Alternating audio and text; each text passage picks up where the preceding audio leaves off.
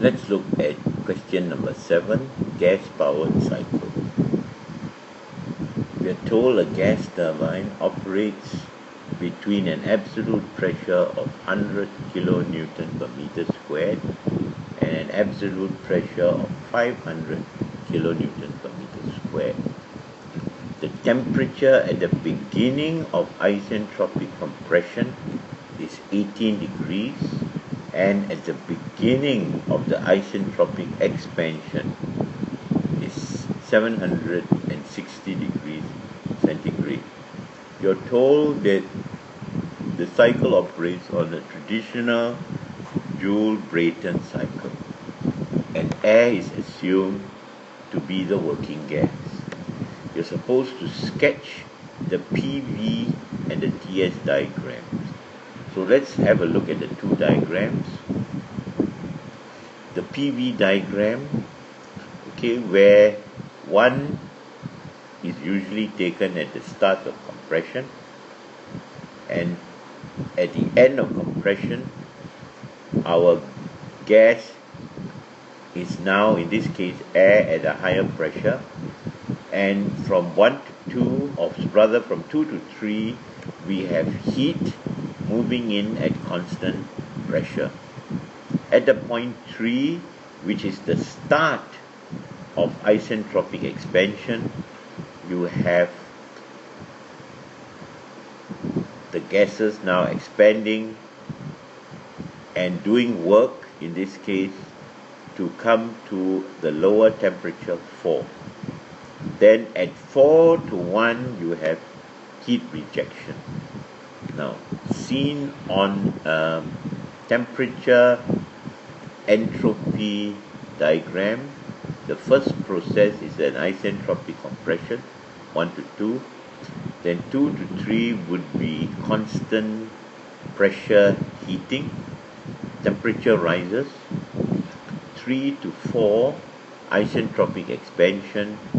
And 4 to 1 is heat rejection, and the temperature drops to condition 1.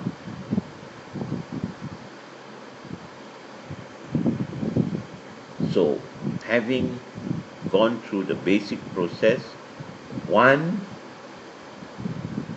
would be the start of isentropic compression, and 3 would be the start of isentropic expansion. This is important for the sum, as we go back to the sum, and we are told in boldface, at the beginning of isentropic compression, 18 degrees, at the beginning of isentropic expansion, 760 degrees. So we are going to use P1 and T1 at these conditions, and 3, P3, T3, S3 at the beginning of isentropic compression. So having sketched the graph, we are supposed to determine the temperatures at the end of compression and expansion processes. Now, although you asked for in degrees centigrade, all the formulas that you use have to be used with the temperatures in Kelvin. So here we have to be careful. Now, once you get all the temperatures, then you need to calculate the heat supplied, heat rejected, and evaluate the thermal efficiency. Finally, you're asked to calculate the airflow rate if you're given the net power of the turbine unit as 550 kilowatts. So let's get on with the sum. We follow a methodical process, and if you look at our solution, from 1 to 2, we use the isentropic process. Looking up the formula sheet, we see that T2 over T1 can express as P2 over P1 to the power of gamma minus 1 over gamma, where gamma is the adiabatic compression index. So for air, 1.4. We are told the pressure ratio P2 to P1 is 5. We know the initial temperature 18 degrees centigrade, which translates to 291, and we can get T2. We get it in Kelvin, minus 273, and we get it in centigrade. Remember, when we use the formula, our 18 degrees centigrade is expressed as Kelvin. Using the same process,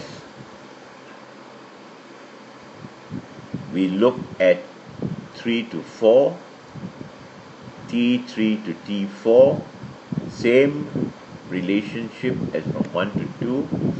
The only difference is we replace 2 with 3, 1 with 4, and we get our final answer as 379 degrees centigrade.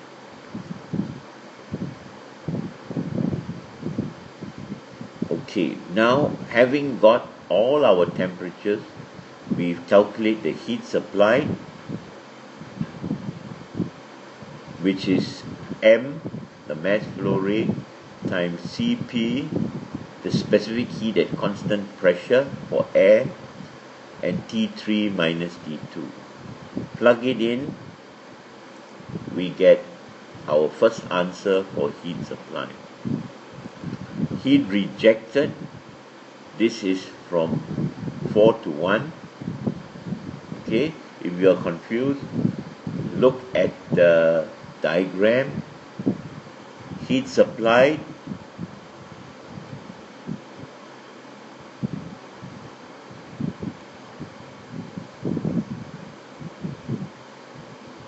and heat rejected. Okay, so once we have that, we can now calculate the net work, the cycle efficiency, and the net power. Okay, let's review very quickly how we get the net work. It's simply the heat supplied minus the heat rejected. The cycle efficiency is the net work output divided by the heat supply.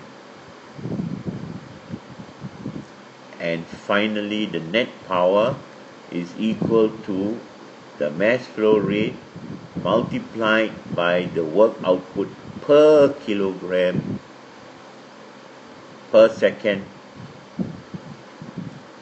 and we get the mass flow rate, which is 53, which is kilograms per second. So